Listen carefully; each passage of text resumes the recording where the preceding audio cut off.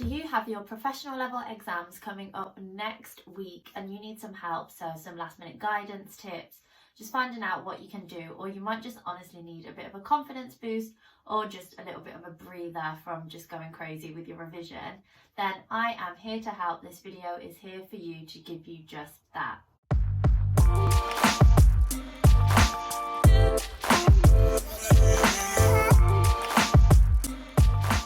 So the first tip that I will give is just to revisit any difficult topics. So hopefully if you've read my blogs or watched some of my videos such as this one, you will know that I have really advised for FAR to do a consolidation a day, or for FM maybe one of those financial risk management questions, or even tax compliance and inheritance tax question a day.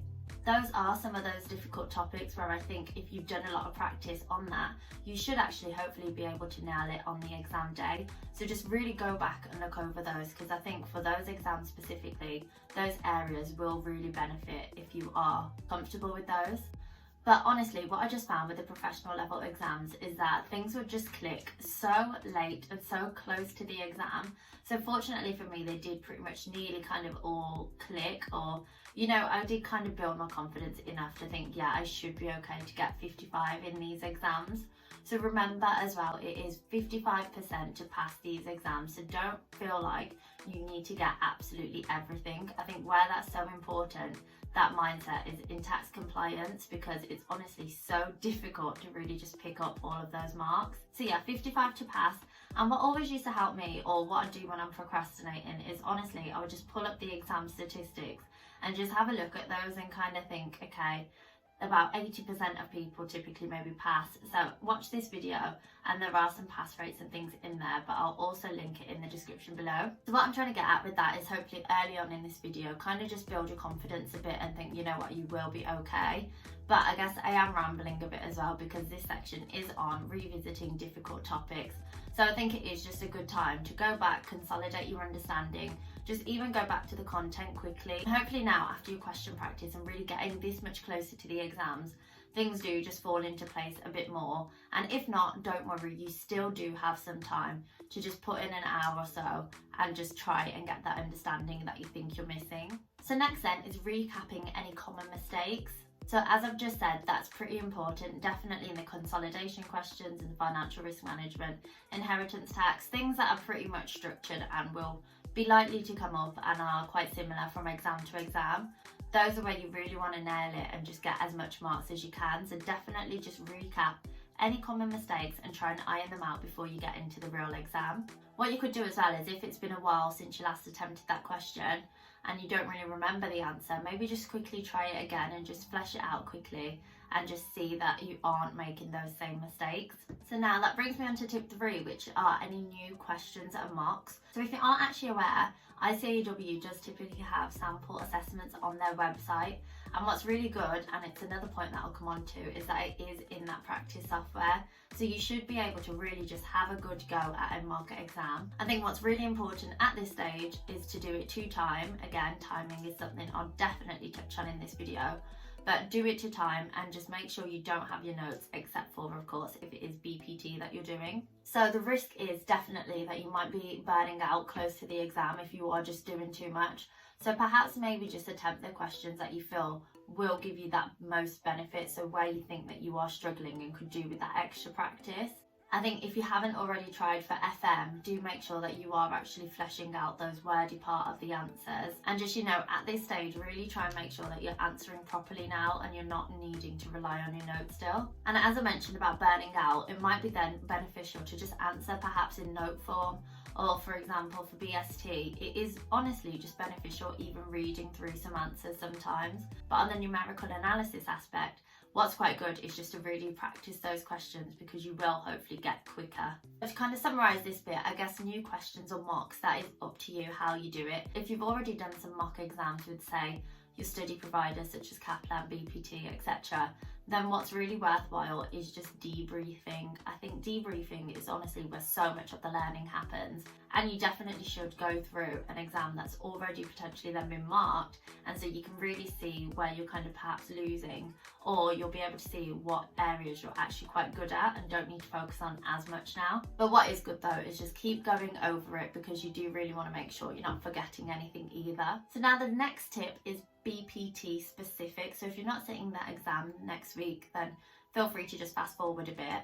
But essentially you do need to make sure that your open book file is ready. So I was told by a tutor actually that BPT was previously an advanced level exam, which I guess makes sense because it is completely open book. So for BPT then, I think it is worthwhile having a look at this advanced level video for the weekend before, and you'll find out exactly what I have to say about prepping those open book files.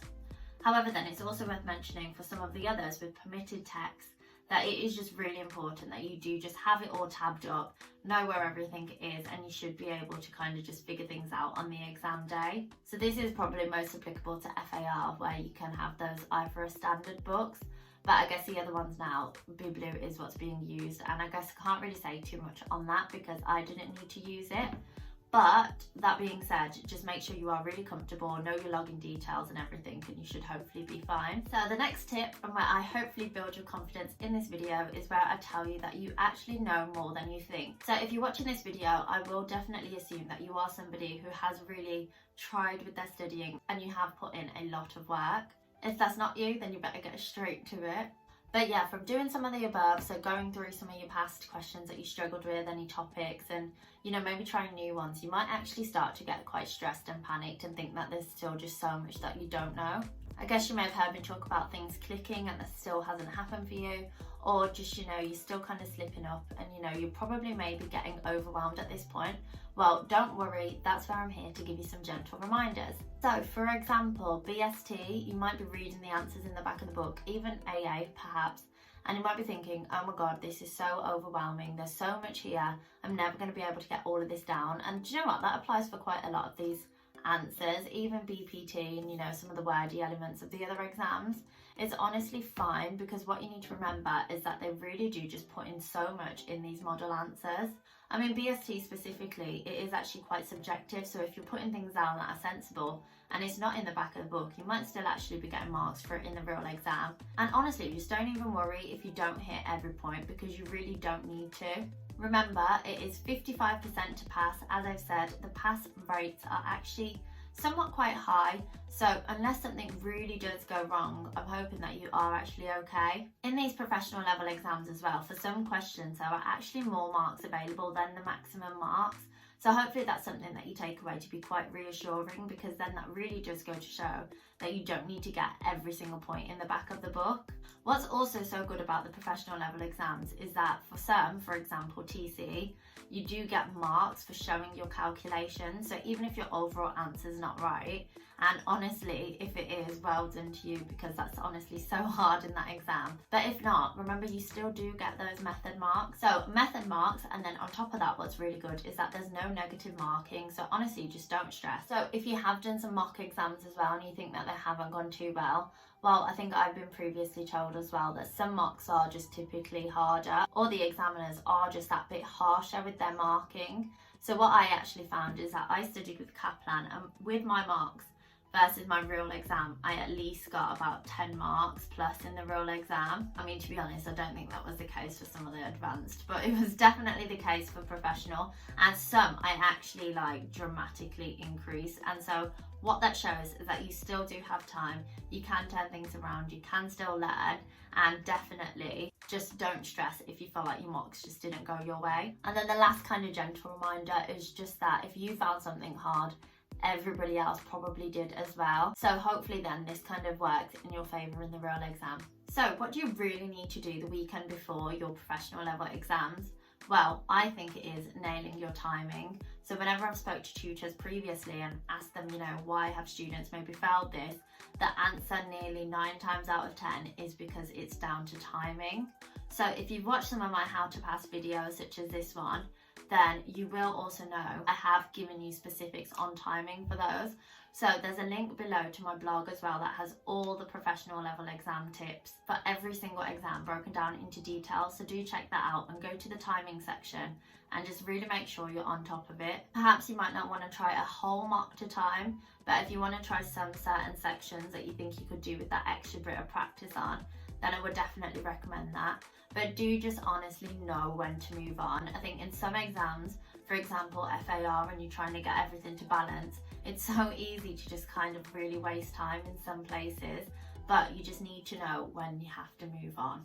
Because remember, what they always say is that the easiest marks, especially BPT, they're actually at the start of the question. I think that extra time that you're spending at the end trying to, really perfect it, it might not be as beneficial as it would be as just moving on.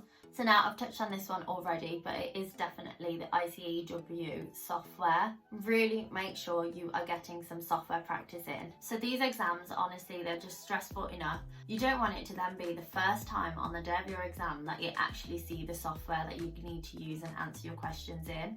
So the software is forever changing, it's evolving all the time. I was involved in some software testing if you're interested, and the link's in the description below. But yeah, it's forever changing, so make sure you're up to date with it. Just make sure the software is not a reason that you do potentially slip up in the exam. Sometimes when I do these videos, I feel like it maybe comes across a bit negative. So yeah, sorry about that. What I'm trying to say is just do avoid doing things that might potentially slip you up, but I'm sure you'll be fine. We're nearly getting to the end of my tips. I know, so sad, but the next one is just know what works for you. I've said it in many videos, I've said it in a couple now, but do just make sure that you're not really changing things drastically and just doing anything too different, because you don't want to throw yourself. I did that in uni. I know I need sleep for an exam. One of them I tried to, pull a bit more of like all-nighter, and no, didn't go down well. I got mind blanks. Just don't do it. Just do, honestly, whatever it is that you're comfortable with. If you can't eat before an exam, don't do it. I've tried it.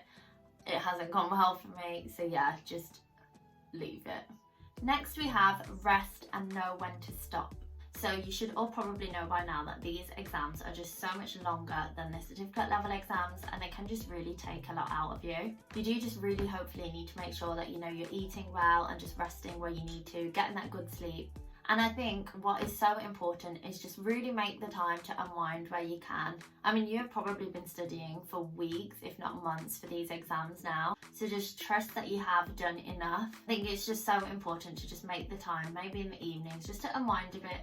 Maybe just watch some, light-hearted TV, anything that can kind of just relax your mind, and so you're not just always constantly thinking. Just take breaks, go for walks, just do whatever you need to, just get that fresh air, and just make sure you're really just not burning out is the main point. And like I did say, I said know when to stop. If you do at this point feel like you've done everything that you can, there's nothing more that you can do, whatever happens now happens, that's literally fine. I think I got there with some exams, I just couldn't do it anymore. I was like, that's it, just let me just sit the exam now.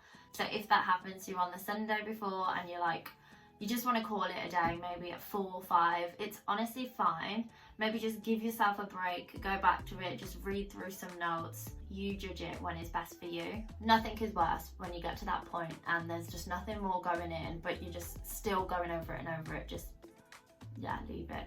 Remember, you can always pick it up the next day, the next morning, whatever, it should be fine. So now my next tip, and if you've watched this long, then thank you, because hopefully now this should actually really help you. What I think helps is just talking to people who are in the same boat as you.